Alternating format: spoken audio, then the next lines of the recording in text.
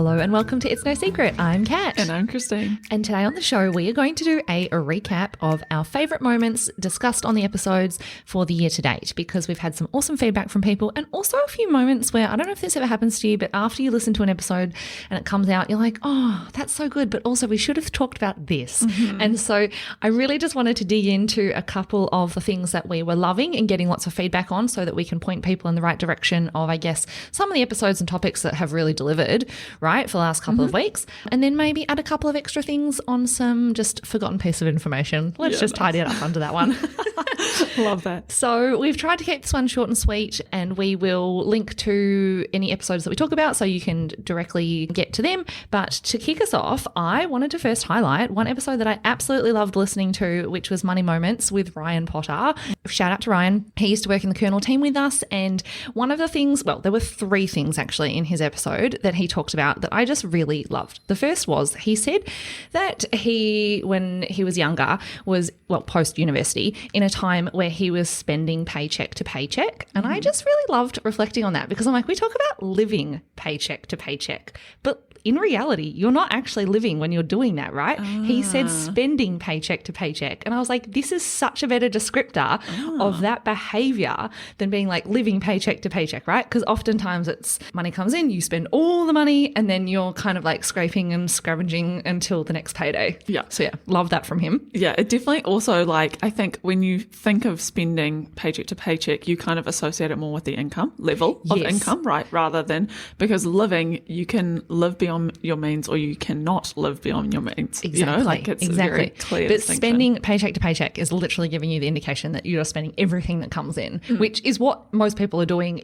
when they're kind of stuck in that cycle. Yeah. So yeah, exactly. Love that reframing from him. I was like, I think this should really take off rather than living paycheck to paycheck. We're going to rebrand spending paycheck to paycheck. The other thing that I loved, and this really cracked me up, because when I was watching the video that we have on YouTube, your face, when he talked about this, you asked him a question about his side hustles. Now, Ryan works in tech, so, you know, that's a fairly high paid career in general. And he is also known to like to do a little bit of extra work on the side. And you very poignantly asked him, like, if he finds this having a side hustle worth it. And he just like deadpan said no.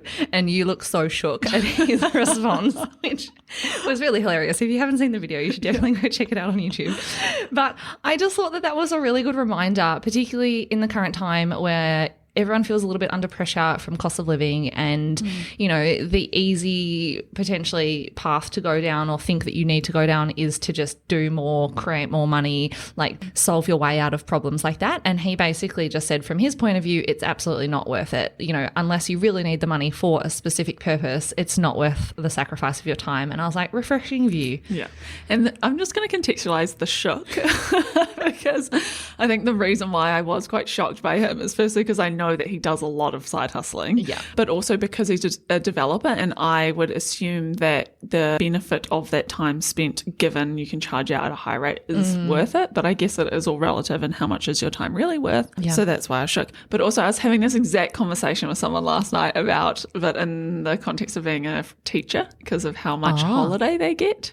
Right. Yeah, and I was a bit like, as in like they should maybe be using holiday time for a side hustle, or they could be. Yeah, because the kind of argument started, well, this is going to be a point of contention, but the reality is with the amount of money that you do get paid as a teacher, when you actively choose that profession going in, I'm going to hazard a guess that you're choosing it because you love it, not because you are trying to earn a certain amount of money. Yeah, exactly. Yeah, and so that's fair. Therefore, on the other side, and I am totally in the camp of, you know, we need to pay our teachers more, but also that's kind of the reality of it. And then what else can you do with the benefits that you get of being a teacher? Yeah. But then I can also appreciate that kids are draining, so you're probably tired when you take time off.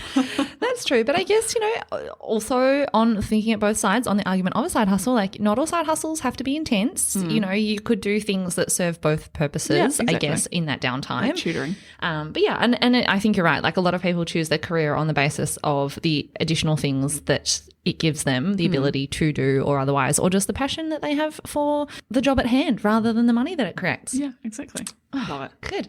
And then the third thing that Ryan mentioned that I really liked was just when he talked about his attitude around combined money as a family and household, because he has a young child and his partner is currently a non-working spouse, has been since they had a baby, but then has also actively made a decision to return to studying, to retrain in a different profession. And I just thought that he approached this in a really nice way where he basically talked about the behaviour that he's trying to give off or, present in his family is the type of behaviour around money that he wants his daughter to respond really well to and grow up, I guess, embodying herself. So them being, very like, this is mine, this is yours, and, discounting different people's financial and non-financial contributions to the household just isn't a thing for them because that's not the type of environment he wants her to grow up in. And I was like, this is lovely. I am all about that, as you obviously know.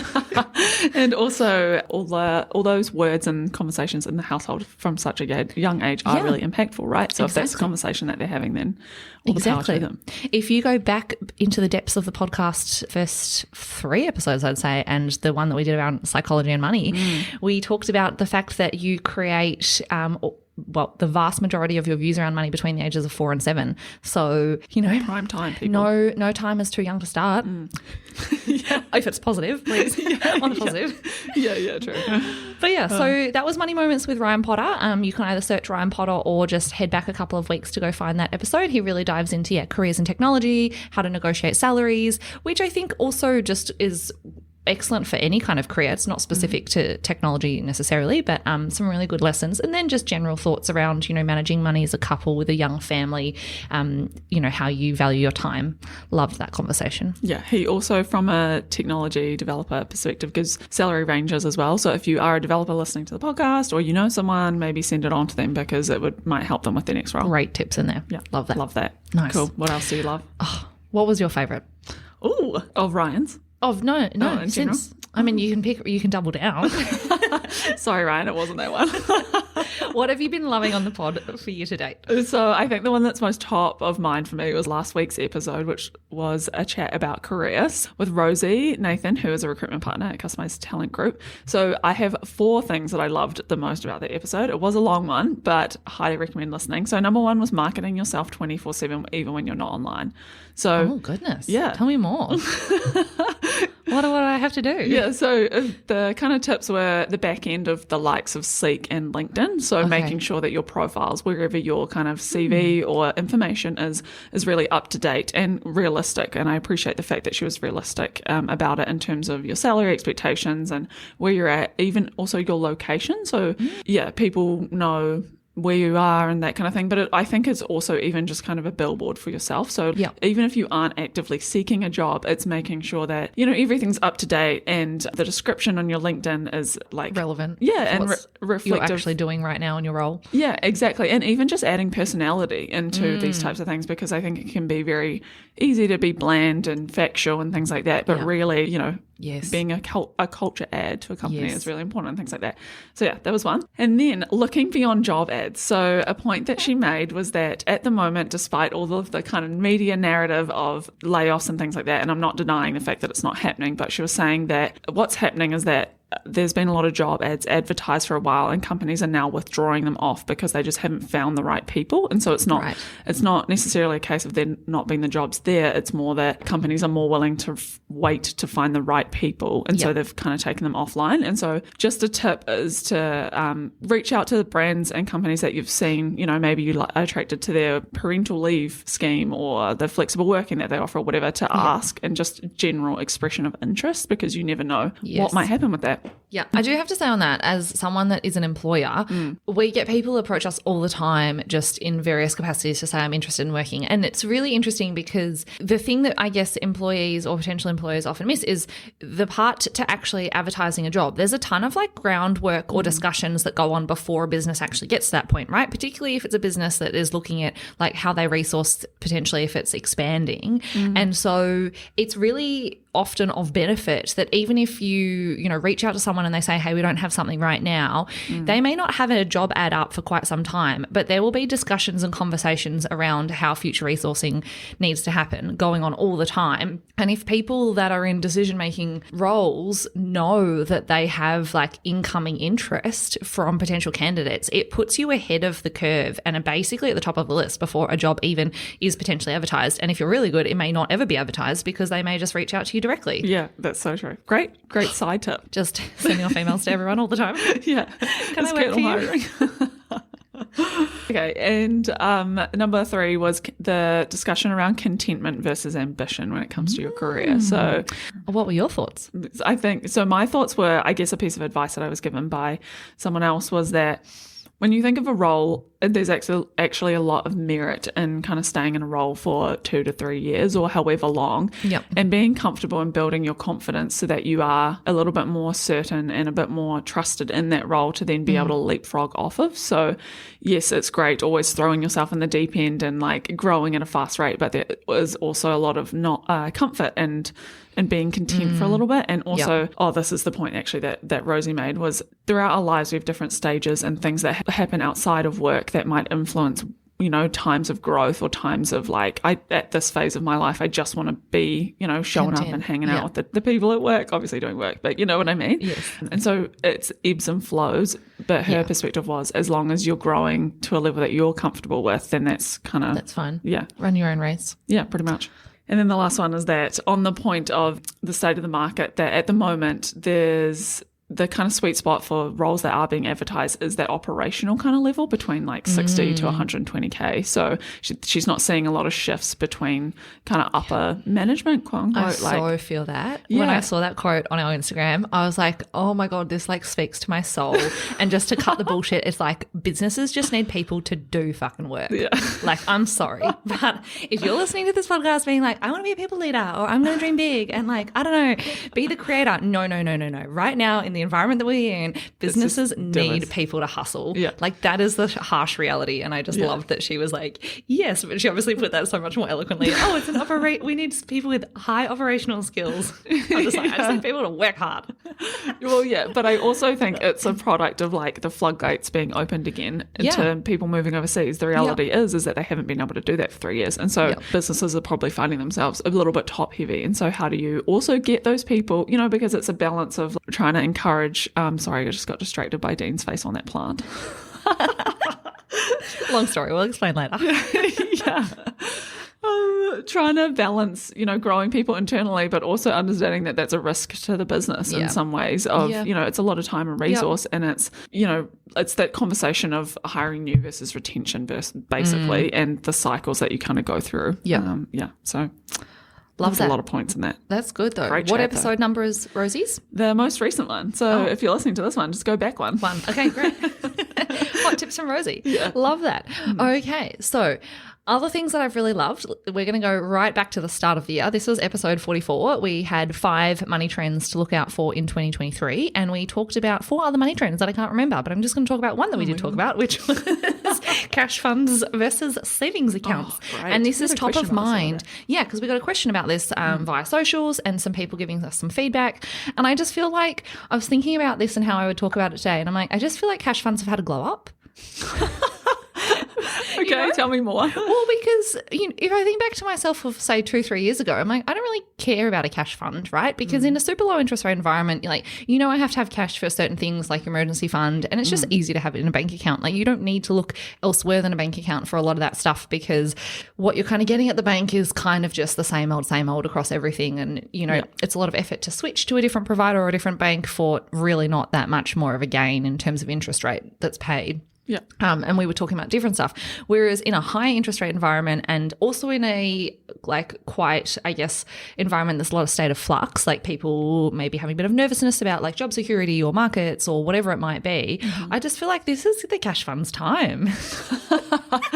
Shiny. They are shining. Can you do a one-on-one on what? Yes. So I'm just going to really quickly highlight level of like cash funds versus savings. So basically a cash fund, as you would know from the name, is a fund. So so it has a different kind of operational structure in terms of how you get money in and out of it. But very similar to, say, an investment fund, you make a deposit in, you invest into the fund. It's just that the underlying kind of investments in the fund are all kind of cash and cash type products. So things like corporate bonds and, government bonds and maybe some term deposits and some credit notes or some other things that sound fancy and complicated. So all quite stable investments. Yeah, but very stable investments that aren't going to shoot the lights out, but then also are probably just going to return a pretty decent rate of return in a short-term environment versus obviously everyone knows what a savings account is. But I think the thing that is really giving cash funds an edge at the moment potentially is savings accounts often have a restriction around them in order to get a really good rate. So, it might be like you have to deposit X amount a month, or you can't make withdrawals, or you have a notice period on how much notice, or you need to go to a term deposit. And then, of course, your money's locked in. Whereas with a cash fund, you can get in and out generally within a couple of days and have access to that money pretty quickly and be getting the same amount or a very similar amount of interest as some of those highest interest saver accounts at the moment. And then with some of the tax structuring, which I won't go into the details, but if you really want to nerd out, you can reach out and we'll let you know. It actually can potentially be a better net return than a savings account because cash funds can be taxed at a PIR rate, so 28% rather than your RWT, which might be 33%. So yeah, cool. 2023, the year that the cash fund had a glow up. The end.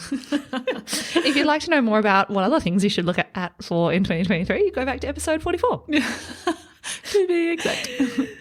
So Christine, what else have you been loving? The timeless money lesson. So I think, this is great. We didn't plan this, and I'm really great, really happy. Okay, you picked this one. Tick of approval. Yeah. Tell me. What's been this timeless? is also very last minute and a nice surprise. So this is a nice surprise for you. Yeah, I was just thinking about what is something that we can always apply that's going to be relevant through all of the cycles that we go through, all of the different interest rate environments. And there are a couple of things that I think you mentioned on this episode that were just really great. I was like, my brain. What are they? Okay. So number one is you can do more than you think. A year is not a long time. Yeah, okay, cool. Yeah. I knew you'd like this one. So, I mean, do you want to summarize what this is since you said it? Yeah. Pardon? Do you want to summarize it since you said it? No, well, I mean, I think that actually we had some great financial advisors from Lighthouse come and chat to our team earlier in the week, and they talked about the fact that people overestimate how much they can do in 6 months and underestimate how much you can basically achieve in, say, 10 years, right? And it's just this whole premise of we just are so focused because it's easy to focus on the here and now and get hyper fixated on that. And the reality is this is going to be a blip in time. So, yeah. And it's actually, we were having this other conversation this morning about transferring KiwiSaver. So when thinking about a barrier for a lot of people is, my money that I'm transferring is going to be sitting out of the market for around 2 weeks because that's what happens when you go between providers. Yeah. But really, when you think about those 10 days or 2 weeks, if you zoom out on the scale of 45 years. Yeah. What is that really going to do? And this comes back to trying to attempt to time the market really, which we all know data says isn't going to work in your favor. And so, it's zoom out, take a little bit of a long-term lens on everything really. I think it applies to life. Love that. Yeah. Love that. Number 2. What are the timeless tips? Set benchmarks and track your progress. This ties into my points are so good. Yeah, I'm just going to give everyone a little preview into what also is coming up on the show, which is basically the pros and cons of DIY, KiwiSaver and investments. And this really also ties into life, but that, right? The importance of tracking your progress. Yeah. Keeping yourself honest. Yeah, I was going for showing how great you've done. I mean, also I'll do that too. Okay, positive and negative, but same. Yeah. So in the same, vein of zooming out, take a step back and look at how far you've come from where you were. So in my personal life financial journey, if I look back 3 years ago, or even when I started out, I think I had 3K in debt and I didn't have any investments. I didn't have anything. And now I am in a position, along with Ollie, thanks for the help, where we could buy a house if we wanted to. But that's also, there's been a lot of sacrifice and things along the way. Yeah. But sitting now, I'm like looking back, that was all worth it, and it's been great. But I've also, yes, I've had to sacrifice, but I've also not completely gone without in some ways. Yeah, so love yeah, that. just the looking zoom at out the is balance. super important. Well, I also have one of this that we're going through at the moment where we're trying to refinance our like home loan. So as part of that, we have to get a registered valuation of our house. And the lady that's coming to value it was like, oh, you know, kind of giving us some, I guess, just trying to set our expectations that it's not going to be a super high valuation, because she's like, you know, the market in the last 6 months has been terrible and over the year and blah, blah, blah, and like everyone knows all the headlines, right? Yeah. And we were like, yeah, but our prior valuation was actually from 2.5 years ago. And so appreciate you setting expectations, but we also know that when you zoom out over the longer period, actually over the last 2.5 years, the market has still moved in our favor from where it was. You know, stop looking and focusing on the last 6 months or the last 12 months, because in that context, that doesn't apply to us. And it's like, yeah. And also you've renovated. So it's like the state of the house itself has improved. We were like, we still think it's going to be fine. Like we're feeling positive about it. Good. Yeah. Nice. But, you know, people do get so fixated on that like short-term focus. And it's like, whoa. Maybe go back like 3 years, 4 years, see where you were then, and then feel quite good about like the progress that you have made. Even if in the last 6 months or last 12 months, you've maybe stagnated a bit, you've still done better than what you had done, you know, from 4 years ago. Totally. And I think this applies to like property FOMO. You know, there's so much chatter at the moment of, oh my God, need to buy a house by the end of the year, blah, blah, blah. The market's like down, blah, blah, blah. But really, it's only 6 months since this has happened, you know? Like, can we all just take a chill pill? Just relax a little. Yeah. Just relax. Love that. Yeah. Any other tips from that episode? So there was test and learn, just constantly be trying new things and learning. I think key part is test it and make sure you track it to then learn from it rather than just repeating the same things. Love that. i.e. the budgets, like if your buckets aren't right, adjust and, you know, decrease, increase them. Yeah. Don't persist with something that feels unsustainable. Just tweak it and move on. Yeah, and if you get something wrong or like, you know, your bucket for fun is too much or too little, don't beat yourself up over it. Like it's fine. And then the last one is get vulnerable. So people just want to know what other people are doing with their money, which then led me on perfectly to why I forced Ollie to do the financial plan. Yes, and that was one of your fave episodes. Yeah, also. yeah. But I mean, it was about you, so you probably didn't want to mention it as your favorite episode. Well, I was like, okay, so is this one of my favorite episodes, or am I just stoked that it like performed well? Yeah. Okay, so for those that haven't listened, there is an episode where Christina and Ollie run through their entire financial plan with a great financial advisor, James. So if you haven't listened to that, definitely go back and have a listen. The other one that I know we said we were going to only share two, but I'm just going to cheat and share one final third one, which was the bonus point that we didn't talk about in this episode. So episode 53 was how do I get ahead when everything feels so darn expensive? And this was quite recent and we had some really good feedback on this. But one thing that we didn't talk about that I just wanted to quickly highlight is KiwiSaver. And the reason that I'm saying this is because when life gets expensive or, you know, interest rates are going up, things, your discretionary needs to reduce. You maybe don't have as much flexibility to put things towards the, like your financial goals. If you're a working person, you still have KiwiSaver working for you. So everyone in New Zealand should take a collective sigh of relief that at least you're moving ahead, you know, in some part of your financial world because you have KiwiSaver, right? And so even if there is only one thing that you can focus on in terms of moving forward financially in the next little while, it's really just paying attention to making sure your KiwiSaver is invested in the way that you want with a provider that's suiting you well, and then just, you know, give yourself a pat on the back for being employed. Yeah, that's so true. And if you don't have, like, if you're not a PAYE employee and you are in another circumstance, seeing if you can still make some contributions to your KiwiSaver to get that government contribution and essentially the free money that comes with that. So that was the tip that I was like, oh, we should have talked about KiwiSaver. But here we are. That applies to student loans as well, right? So when you think about your paycheck as a whole, bits going to student loan, bits going to KiwiSaver, and then the money that you get after that, you've also, like, if you think about that as a percentage of your income, pretty sure it's 12.5%, right? Goes to student loan. Yeah, I think it's 12%-ish, something. Yeah, so around that mark. Maybe plus, 0.5. let's say do your homework. Plus the minimum percentage of KiwiSaver is 3%. So then that's 15% of your income already. You're like already doing some great auto savings. Yeah. Love it. So I just feel like everyone should feel really positive about that. Yeah. Yep. Yeah. Positive vibes only. Exactly. Well, that's pretty much it from us today.